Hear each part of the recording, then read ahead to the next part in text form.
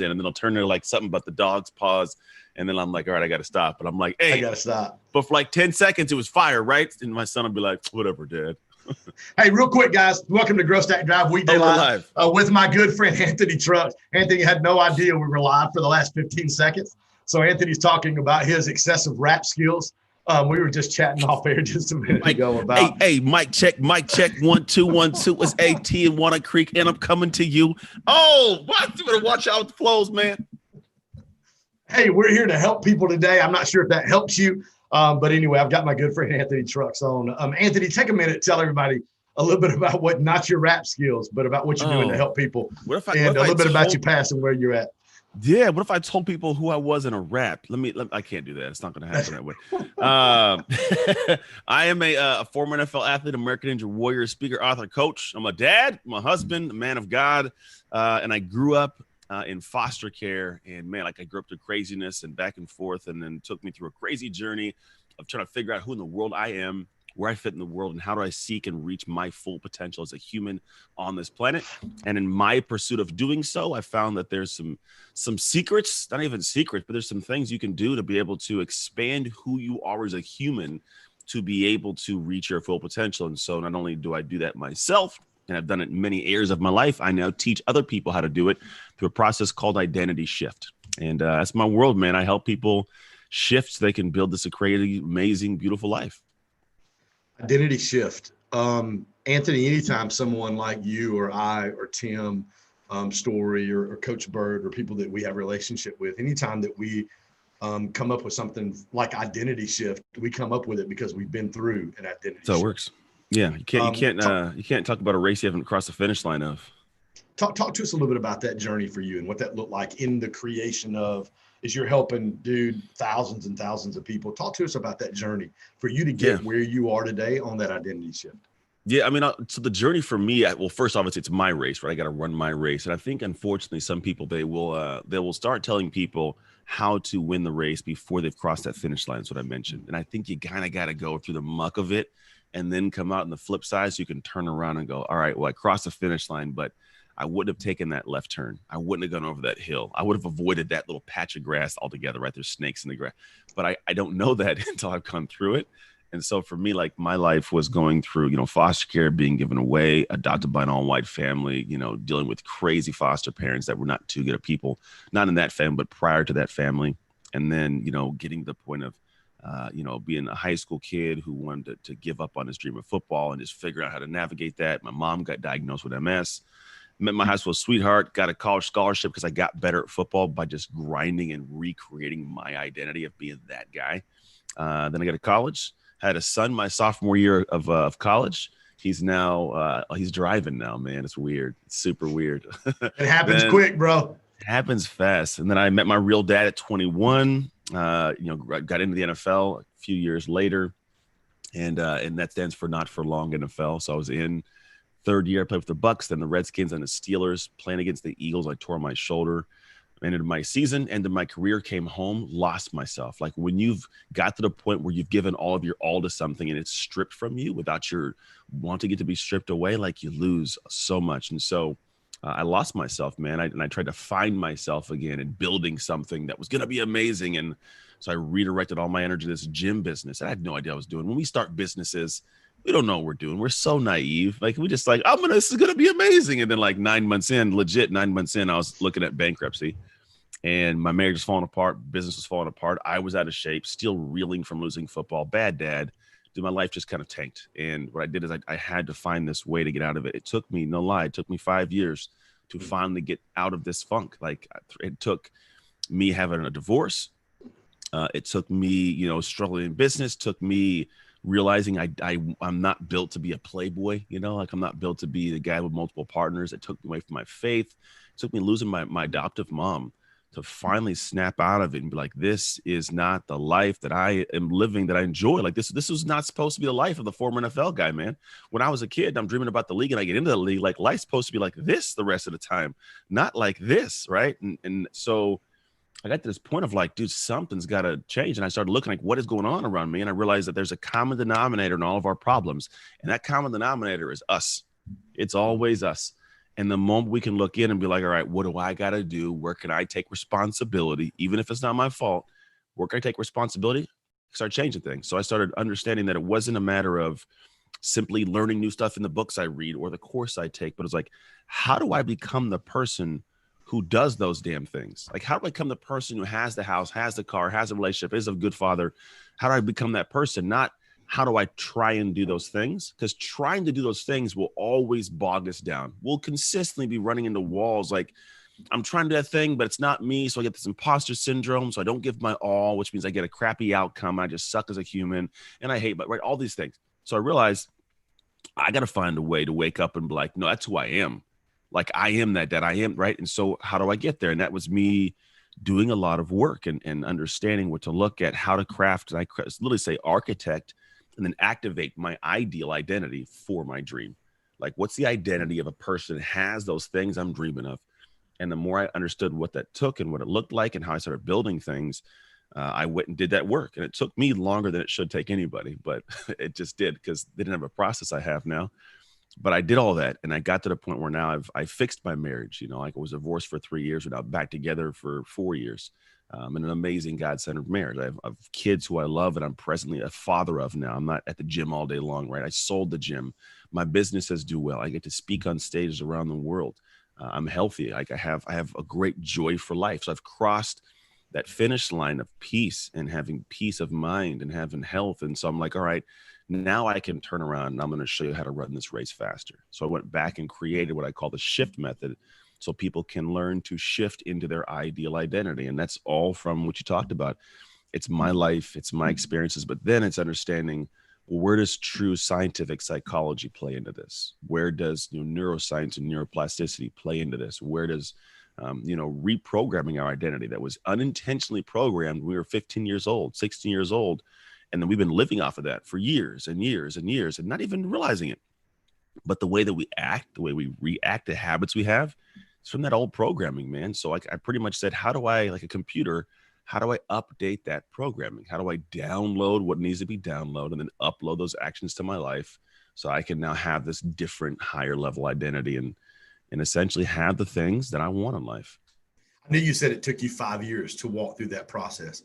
But Yeah, where man. in that 5-year journey, Anthony, when was the trigger where you just went, yes, I got it? And What's crazy is I think that we all seek that catalyst, that moment. And it's almost like, I think as humans, we want that because, like, that's the moment that whatever. That's why I decided to change everything.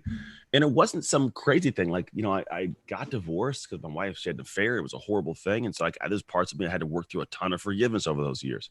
I lost my mom in 2014. Like, I realized I want to start doing something more with this craziness of my life because, like, she had given me opportunity, unconditional love of a human that wasn't her blood, but gave me the opportunity to be this guy. I wanted to give that back to the world, but I wasn't in the space internally to do it yet. I still hadn't grown, right? So it's like, that's part of the seeds being planted. If anything, to be totally honest, the only catalyst precipice moment I can think of that would have been the one that's like, okay, something's got to change, was I woke up January 1st, 2016, and I was sleeping next to this Russian woman who'd flown out from Russia. I'd gone and gave a speech in Russia, met this woman, and we just communicated through Google Translate because she didn't know any English and I didn't know any Russian. And it was just like, you think it's cool and like your friends like, oh, you got this foreign girl coming over, like what you see on the TVs in the movie, right? And I woke up and like, man, I can't even like say good morning to her and her understand it. My kids, they'd be like, I would be ashamed if this was my son doing this. And I'm ashamed that would be if my kids walked in. This, on top of that, it's like, man, like this is not who my God wants me to be. And my mom would not look at me and say, you're doing a good job, son.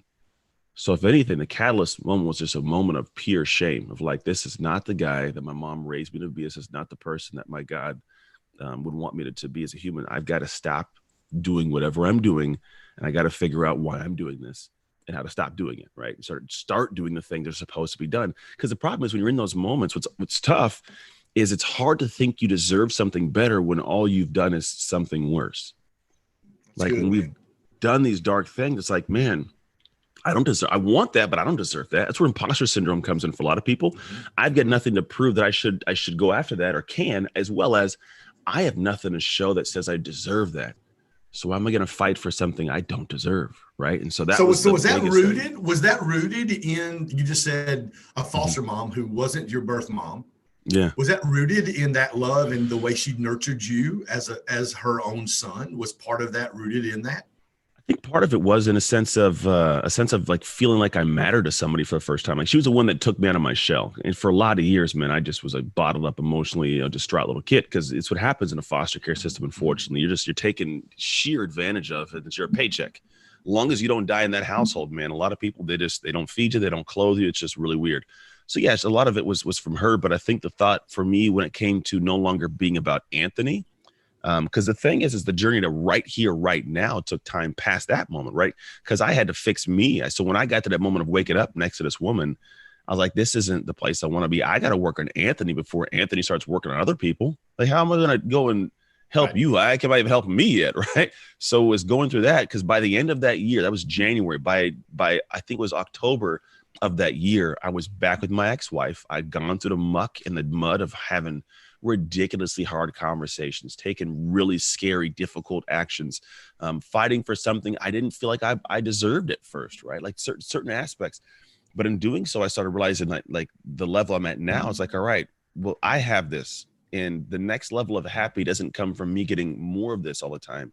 It comes from me helping other people get more of this. It's a different joy. Like when you talk about helping other people, there's always this thing of like, I want to help people. And I think for a lot of years, even I was in that space of like, I want to help people, but didn't quite know exactly what that meant, we'll call it. But what I do know is it got to a level where I genuinely was like, man, I really want to make sure other people are good. Like I want to make sure my cousins and my family and my everybody's good. And then I was like, man, like just like my mom, like non-blood, unconditionally loved me. Like I was a crazy little kid, man. She had no reason to love on me, but she did. And I was like, man, what if I can live like her message, her heart through the world, through me, through what she created. And so I was like, well, if I can just unconditionally love, which means I don't care if you like me, you don't like me, I'm gonna show you some love, even if it's on social, giving you a high five. If I see you in public, I'm gonna say, hey, I'm gonna hang out with you. Like I had a client recently say, how come I meet so many people who tell me that you're their best friend? And I was like, I didn't know that. I was like, I didn't know you're doing that. She's like, because she like, she'll go on my social, she'll interact with people. She's like, I happen across people, they're all your best friend. I'm like, that's good, because that means I'm loving on people the way they're supposed to be loved on, right? And so in doing that, I realized that the next level of love is not just me being this guy, but how can I give you the tools to love on you? Because that's the next thing. What my mom really gave me was this foster kid who didn't have a reason, or my mom gave me away. Like, why would I have a reason to think I mattered, right? So when you don't feel like you matter or you're important or whatever it is, the real gift is me giving you something that allows you to go and have that for yourself. So she gave me this sense of like, I matter. She told me, showed me how I belong, showed me how to build a life. Like she taught me things, allowed me to create something that gave me the sense of self-worth. And so that's what I give people. Is like, I'm going to give you the tools and strategies specifically to craft that for your life, to architect it, and then activate it in your life to where I'm giving you love for you through what you do for you. Right. So it's a different process. And that's kind of how the programs I create are built. Like I can't come and like, I'm not going to hop in with galoshes on and fix your life, man. I can't. It's not my role. My role is to tell you what it looks like to do it, and then guide you along that process and keep you accountable. Because the best thing is when you wake up one day and go, holy crap, I'm amazing and I did this. Yes, That's a different sense. That's good. You know, the one thing I love about you, and you and I talk a lot about this off air and, just through the weeks and stuff like that is, and he said, everybody says Anthony Trucks is my best friend. I think the world is starving for authentic people. I think the world is starving for people who want something for people instead of something from people. Yeah. And that's the one thing in all of our interactions. We spent a few hours together in San Francisco a few weeks ago. And I think that's, I think that's what the world is starving for. And I think that's where your clients, people interact with you. I know in my own personal experience with you, that's what people walk away with. I ask people this all the time. I shared this last night on our virtual summit. Again, this is a question I ask. When I walk into a room, do people gravitate towards me or away from me? Mm-hmm. Like when I walk into a room, do people want to be around me? Yeah. And so I think that's, when your client said that, I think that's what they mean, because you're genuine. You've been through, for you to get identity shift and for you to come up with your brand and do the things that you're doing, you had to go through hell and figure out how to get out of it. So therefore now I can help other people. Yeah. One of the things, we spent about 3 hours that day talking over a grilled chicken salad. We did. It was a long time. Yeah. It flew by, which is good. One of the things we talked about that I am concerned about for our country. And, I shared with you, actually, I think right after I left, I told you about my quote unquote future son-in-law. Well, they got engaged a couple of weeks ago. So they're engaged. So my daughter is engaged to a young black man, and I love him to death. He's a great kid, loves my daughter, loves Jesus, those are the things that are important for me. But you and I talked about, you're raised in a white family. Then you and I spent some time that day talking about where our country is. And I think you had just spoken for a company to go in and kind of speak on some of that. Lockheed Martin had brought me in to have a conversation. Yeah. Talk to me, Anthony, about, maybe just kind of pick up that conversation where we were at. What's the solution? Like, what do we need? What can we do? I know the solution's this big giant thing, but what's the solution for us as individuals? That's a good place to start. I think it's a good place to start. I think the individual portion, this is always the thing that's difficult for people. And I'll preface everything with this. Personal development is this thing that people think is a false, thing. It's this woo woo. It's like, just, follow God. Even biblical aspects. I'm a man of faith myself. Even like the Bible is helping. It's personal development in religion. It's really what it is. Love thy neighbor, don't covet thy wife. Just these like things like don't do these bad things. And it's like, seek things that are greater than you. Like, you should do these things. But most people don't grasp it. Like, the personal development world is almost, I think a lot of it is born from religious practices and biblical aspects. And all it's trying to do is say, hey, there's a level above who you are right now that it can and should come out so it can experience the world differently. So I think for us, we're running into is that there's not this sense of I need to be better as a human. Because I need to be better as a human. We all do. And so what happens is people that we're trying to stay in our shell and have everybody else fit in our shell, which means here's why I see the world. You must operate like this. If not, I don't like you. I hate you. And this is crazy thing. And we get these disagreements. And so I say all that to say one of the first things that I think would be good for human beings, which is not even my thought, but it's it's Stephen Covey's. He says, seek first to understand, then be understood. And so I think that the root for all of us right now, black, white, Asian, it doesn't matter what you are. I think we have to start grasping that there's got to be an understanding for why somebody feels how they feel. Right. And you can't just say, I don't get it. Right. And then walk on. They're crazy. They're tripping. They're out of their mind. It's just look at it because you're still rooted in your belief. And the problem is you want this thing to change. We all want things to be better, but things don't ever get better until people start adjusting, and no one's going to adjust or move if they don't feel like anybody gets them. And they're not going to listen to you in terms of getting insight to do things better if they don't think you get them. Like, I've been in arguments with my wife because I have a wife, and that's what happens when you're married, right? You get in arguments about stuff. And it's like the arguments, they're always crazy. They go forever if I can't get to the point of understanding why she feels this way and then be able to address it and vocalize it to her in a way that she says, oh, okay, yeah, he does get it. Because now that she gets it, I get it. Now she'll listen to me for whatever else I have to say. Not always, but that's the gist of it, right? And so in our world today, it's like a lot of people don't get the other side. So I have spent this whole entire time trying to truly almost emotionally connect to the other side. So I'm a black man. I grew up black in America, and that means something. There's a difference to that. I've had my black moments, right? But then at the same time, I have a best friend as a white police officer who we don't share the same views. We don't, right? It's okay. Love him to death, best friend in the world. I grew up in a family where no one looked like me. They looked like you, right? So it's like I have these dynamics of I've seen firsthand, had conversations firsthand, transparently, without butter anything up, the feeling on that side. And so I can lean in and say, okay, I hear what they're saying about their arguments. I can hear where their frustration comes. I can hear where their pain comes, where the misplaced guilt comes from, where the shame comes from, where the desire to not let the ego down and protect themselves, but put them in a position to look like racist because they don't agree with that. So I'm on this side, but they're not protecting racism. It's actually protecting themselves, because if I condone that, or if I admit that that's going on, then it puts me in a place of feeling guilty. Therefore, I might be racist. I don't want to feel racist. You're wrong. Right. Yeah. And so it's this weird dynamics, but I get that. So I'm like, oh, I see how this is going. So what I do is I can listen, I can talk and almost fight their verbal fight, even though I don't agree with it. But I can say the things that they so you do see Black America, for a lot of people, they see it as, these downtrodden, bad culture. Everybody, is just, fighting each other, this is, using wrong words and poor language. Like, this is the weird arguments. And it's like, there's things I grasp. Okay, I see that. I see that you had a lot of cats running around with the pants sagging, gangbanger mentality. I see that even in our own society, anytime somebody, like, why are there always articles about people who, the Black woman graduates from Harvard? Like, you don't see an article that says white woman graduated from Harvard. There's these dynamics that are in our face all day long. So I see that, and I see that the perspective, but then I also have to flip out and say, okay, you see that, and I can understand your perspective. Here's what you're saying. I see what you're saying. I see that, but then also realize that we didn't choose to disenfranchise ourselves. We didn't choose to be, shoved into places where we had poverty, and we at a certain point when you're starving, if you have a hungry dog, it's going to start eating other dogs in the area, right? It's just if you don't look at how this was created, you're never going to understand how this is going on, because the true thing for both sides, like, we want unity. Everybody wants peace, man. I want to be at peace with all this. Like, I don't want to have these conversations, but we have to, so my kids don't have to, right?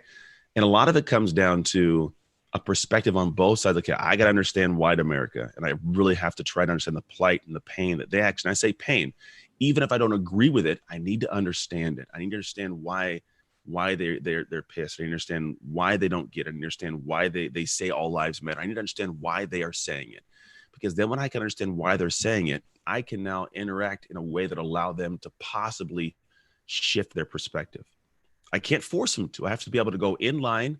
Like, if you think about when you're like direct a tire, you can't go, like, if say a tire's rolling at you, you don't stand in front of it and try to shove it out of the way, right? It's going to run you over. But if I go and run alongside it and I nudge it, now it can, now it can move a little bit. So I got to go and run alongside the tire of the crazy and, like, nudge it in the direction. And then I think for the other side of it, it's like, we really got, as Black America, got to try to do what I'm trying to do and realize, like, there are some things we do got to work on. No one wants to hear it right now. And nobody, like, it's tough, because I see people stand up and, you got your certain people that are like the outspoken Black people who are condemning Black America. And it sucks, because then it just, to Black America, they shut down. They don't listen. There are some valid points, but I don't believe all the things they're saying, because I do think it leads to a narrative, which is like, you guys suck, you're all bad. Like, no, that's not the case. We weren't given a bunch of opportunities. It wasn't easy for us. It just is how it is. I've had to genuinely work harder to be who I am in this world, more than a white guy. But I understand that. I always have. So I just do the work, right? But I'm not everybody. And not everybody's given an opportunity. Not everybody has a strength and skill. But I do need to go to Black America. We got to say, like, hey, we got to take a look internally, personal development. What do we got to work on, right? How do we have to operate? If we're given opportunities now, if this world's going to change, we got to step to the plate, right? We have to operate more professional. And the thing is, professional isn't white. To act professional it's not a white thing. It's an Indian thing. It's a Spanish thing. It's an Asian thing. It's an everybody thing, right? To show up, buttoned up, clean shaven. It's how our world operates at a higher level, which means we're going to have to adjust certain parts of our culture. But the problem is, I think you also have dynamics of an ego that's being protected also. It's like Black America wants to be Black America, but then also at the same time, like, we're going to do these things, rock these things. You should just accept all of this.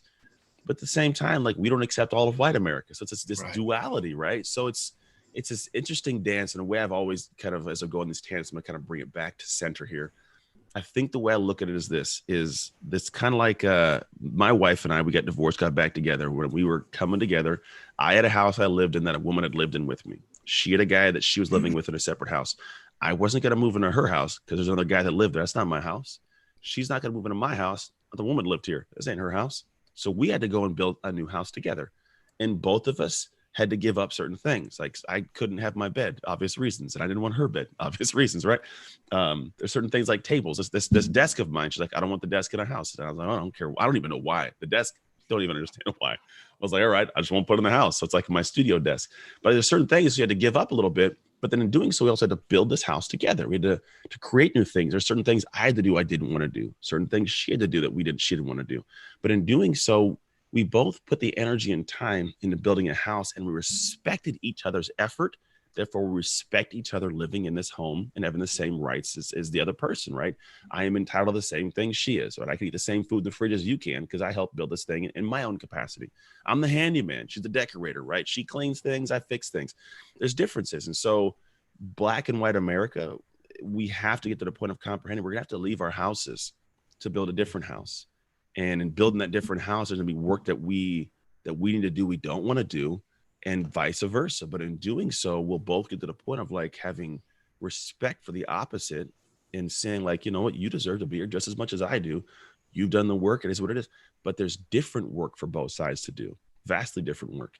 And the work, you can't yell at somebody all day long and get them to do what you want to do. Sometimes you have to kind of shut up and lead by example. And that's advice for both sides. Like we both in some capacities need to shut up. Now, there are some aspects that are difficult because there's a lot of suppression in aspects. There's a lot of things that are, I mean, we live in a system that is, you know, it's carried over from days that were not the best days, we'll call it. And so if people can at least realize like that the system. Dude, let me say this, Anthony, just coming from, from a white, I don't know that there's very many white people who would argue that point. Yeah. You know, I don't think there's very many white people who go, I agree 1,000% with you.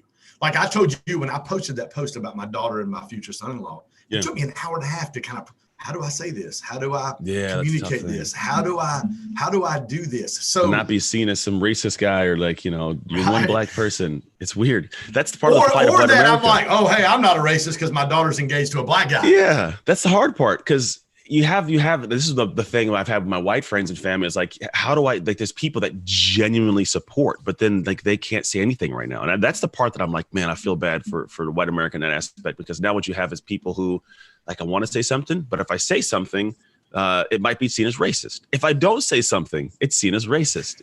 You know, it's like, where do I stand? And then I want to support, well, were you 10 years ago? And then like, so it's like, there's always this condemnation. And so like, so people just, they don't know what to do. And like, I feel heartache for those whose hearts are aching because they want to get in a fight, but they don't know what to say or do. And it's like, it's tough. So it's kind of like, that's where I'm like, hey, you guys, we kind of got to like give and take here. Like everybody has to give and take. And I don't know what the dynamic is, but I think it does come back to a realization of we're in a system that I don't think is broken because it's designed for what it was designed to do. It's operating how it's operating. We're finally at a place of seeing it. And as we see it, it's trying to see it for what it is and the dynamics of what took place behind it, not pulling one data point and saying, see, look, there's no institutionalized racism. Like, because one guy in a video took a study that was done by some you know, like, right. It's like, we got to look at what's in front of your face. Like, this is an entire world this is what people I've talked to. There's this conversation about, you know, hey, legislature came out, all black and white people on paper, it's black and white, all have the same rights, all the same abilities, right? There's no difference. And like, okay, well then why are there less, acceptance to college? Why does affirmative action exist? Like, why does, why are certain things in place if that's not the case? And it's kind of like this, well, the culture's bad. It's like, yeah, well, the culture isn't perfect, but it's like at the end of the day, this was created by putting people into ghettos and enforcing that. So it's kind of like, it's almost like people are getting pissed that the animals they starved are now asking for food and getting pissed that they're not getting fed. So it's like, there's some things we got to acknowledge as a society. And I'm not saying that this is, an all black problem or an all white problem, because Black America, we do have opportunities. We just don't go after them all the time. But why? Like, there's always these things of like, what, go deeper. I think we can all get to the concept of whether we go deep or not, just look at it and say, hey, this stuff isn't right. Like something's got to change. If we can get to that stage, now we can start doing stuff. Because to build the house, we both have to agree to build a house, right? We both have to agree to leave our houses and build a house. There's a lot of people that are saying, I'm staying in my house. F you. I'm not leaving my house. My house is great. America's great. There's nothing wrong with this. You're tripping. Well, yeah, that I'm never, you know what I'm saying? So it's like, all right, well, if that's going to be the case, then we're still going to be throwing rocks at each other from across the street. And so everybody's still doing that. And it's like, all right, once we could both get to the point of like, hey, something's off. Let's kind of meet in the middle of the street, have a conversation, like a legit, really meet in the middle of the street, have a conversation. Things will grow because you cannot fix what you won't focus on. And whether or not people like it, we're looking at a we're arguing and kind of communicating over a symptom, right? So we're seeing the symptom is looting. The symptom is, rioting. The symptom is the arguments. The symptom is the flight. All these things coming down. But what's the illness? Because typically, like if you think about, I used to watch that Dr. House back in the day, that show, and he was phenomenal at taking symptoms and finding out what the sickness was, right? Societally, all we're seeing is a symptom. We're putting like band-aids on the symptoms. Like, dude, we got to really take a look at what is the illness. Dude, you gotta cut the scab. You gotta move the scab. You gotta lance the wound. You've got to get in there and get that infection out. Yeah. And to be able to do that, that's painful. When you break a bone and you gotta go to the doctor, and the doctor has to reset a bone, that's a painful process. But if he doesn't reset the bone, it's going to be worse in the future. It keeps going funky ways. Yeah. But we're all just everybody's pissed, and the media is exacerbating all the things that are the symptoms of an illness that is deeper than anybody sees. And until we go and say, what is the true depth of this illness? What's the root of it? We're going to continue to have symptoms. And that's the sucky part. But, when you're running for office. I'm never running for office, man. I'm not built for that stuff. I am not built for politics. I get frustrated. I'd be the guy that says things that don't need to be said over and over, because eventually I get angry. Like right now, I'm in a good in between place. But realize this: there are white people who do not agree with me, and there are black people who do not agree with me, and there are white people that do agree, and white people that black people that do. I can only be one voice. There's no way ever that would get everybody to be on board. And I don't want to. Like, I like the world I'm in because I have my space, my flow, my entrance. Right. And there are people who they want to be politicians. And I love that. And we need those kind of people in the world. But man, like I'm not built for that internally. I don't want to do that. You know what I mean? Like I don't want to deal with all the craziness that comes with it, because then everything gets turned and they skew your words. It's spin city. Yeah, I got you. Well, listen, if you want to run, I'll be your VP. All right. Sounds good. So you just let me know. Hey, guys, thanks for joining us today. Anthony, just a great conversation, dude. I love your heart, love your passion, love your openness and willingness to talk about, not only what we've been talking about as far as race relations, but love the transparency in you to talk about your junk and how you came up with Identity Shift and how you've been helping people. Take the last 2 minutes. I'd love to hear a testimony from a client that you're working with and something where you've helped them go from where they were to where they are today.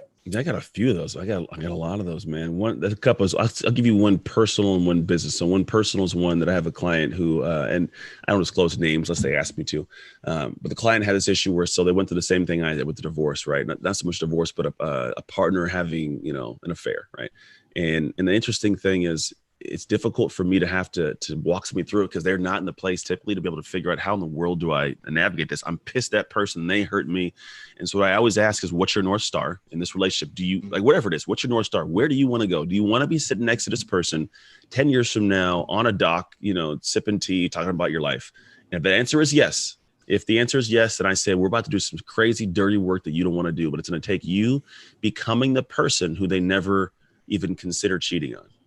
Right. And I'm not saying it's your fault by any means, just saying that's all we can control. How do we become that person? And part of it is forgiving them and then never condemning them. If for them, it's the same North Star. If you guys are the same North Star, let's figure that out. So one of them was, I had a guy who wife had an affair. And he was a great guy, had a great job doing some cool things that just took place. And man, he went through the ups and downs. It was pissed every day. And we got to the point where they could have deep discussions about the affair, and they're deeply in love. They have a great relationship and they're building something great, to where he's like, man, it takes time, but it's like, I'm glad it happened. Not that I'm happy and I enjoy that it happened. More so, a better word is, I appreciate that it happened because it made something stronger. That was that one. I had a client also who, my client that I love what they created so quickly because they shifted their perspective. There's this internal, I'm not the person for that thing kind of conversation. When COVID hit, they had this brick and mortar business that they needed to get online real quick, and then got it online because they kind of been doing some things, dabbling for a few years. And I was like, hey, you got this up and running for yourself. Let's teach other people how to do it. Oh, I'm not the person who does that. I don't know if I can. I don't know if I should. This is I'm not that person yet. Therefore, I'm not going to fight for it kind of thing. And I would say pressured them into it and had some logical conversations and made them create some stuff. And within a 4-week period, from the moment of nothing existing, nothing existed, 4 weeks later, brought in an extra $85,000 to the business. And it was cool because it wasn't just tactics. It was like the internal of like, how am I going to get this put together? Am I the person to talk about it? How am I going to hold the webinars? How am I going to put this stuff on paper, put in the world, make the asks to get people to show up to these things and build. And it was awesome to see. It cleared, 85, I think it was, I want to say 400 something new clients within a 4-week period off of something, right? So it's like, and it wasn't, again, I want to tell people, it wasn't this new book that they read or some new course. The information already lived inside of them. It was, how do I shift into the identity of the person who does that thing? And when they shifted to become that human, they've done that. And now I'm progressed on to new things. In fact, got a award for 2020 Excellence in Leadership in Canada. Like for Canada, like the British Columbia, all of it. Like it's crazy to go from no idea, that much money, and then now an award for this, right? So that all was born of, hey, you're going to become this human. We're going to do it in a couple of days. And here we go. And it all started with you waking up next to a woman who couldn't even speak English. You could say hello to. Yeah, it started years before that, but that was the catalyst, I guess, I can call as a catalyst point of like when I was like, all right, dude, you got to stop doing this. Yeah. Yeah. Well, dude, I love you, man. I love your heart, my friend. I could talk to you all day long and spend a ton of time with you. What's the best way for people to find out what you're doing? If you go to anthonytrucks.com, we got a new website up, which is fun. It was a long process, but I like the site. It looks great. Thank you. And then Instagram, man, if you ever wanted to find out what I do, follow my work, people, come over there. Guys, listen, thank you for joining today. Anthony's one of those guys I hold in high regard around the country who are doing what he does. Phenomenal follow, man, super accessible, constantly encouraging and motivating. And you guys have heard his story today, and great conversation today, my friend. I love you and excited about what's going on. And hopefully we can try to put something together this fall where you and I can get together and pull some people in and do a little mastermind or a little boot camp. Let me know, man. I'm game, man. I got to get out of this. Once everything opens up. The only thing is, you got to stop the rap videos and you got to put a shirt on Instagram. You're making people feel bad over here. I'm gonna rap. I'm gonna rap with no shirt on. I'm gonna tie a shirt on my head, and then I'm gonna start rapping. There you go, man. Hey, if I had those abs and those arms, I wouldn't wear a shirt either, my friend. I promise you that. Every Instagram picture of me in the gym would be with no shirt on. There you go. No doubt about it. Hey, man, thanks for joining us today. Hey, guys, thank you for joining us today for our Grow Stack Drive Weekday Live tomorrow. I've got Brad Lee, the one and only Brad Lee, joining us. It's going to be a phenomenal time. Thanks for being here. Anthony, love you, buddy. Enjoy your day. Tell the fam I said hey. We'll do you too.